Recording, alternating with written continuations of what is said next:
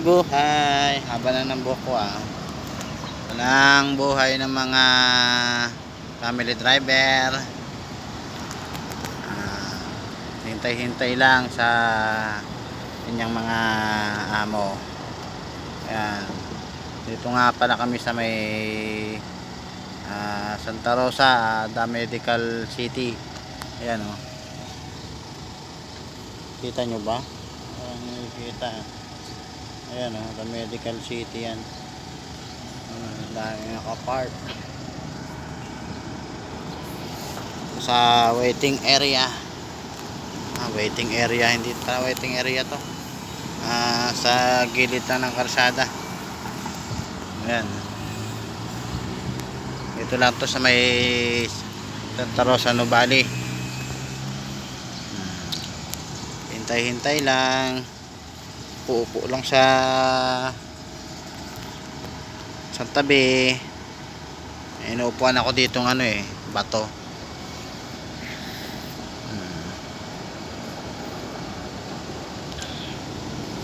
Ay, mga sasakyan dumaraan.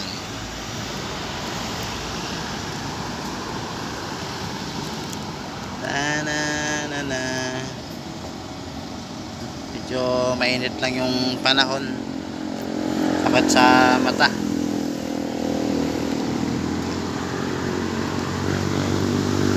Maya tatawag na yun sila boss. May pinuntahan lang sa loob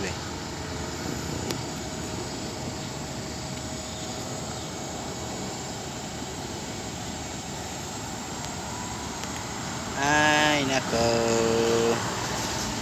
buhay ng mga family driver. Kaya kayo, kung mag-apply kayo ng family driver, dapat ready kayo sa mga mahabang oras na paghihintay sa inyong mga maamo. Dahil yung mga boss natin pag may pinuntahan yan, hindi natin alam kung anong oras sila lalabas dun sa pinuntahan. Kaya kayo mga gusto mag-apply ng family driver o personal driver, dapat mahaba ang pasensya nyo. Dapat hindi kayo bugnutin, hindi kayo mainipin.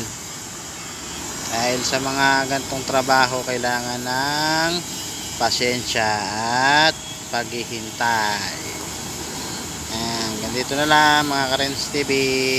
Maraming salamat po. Bye bye you.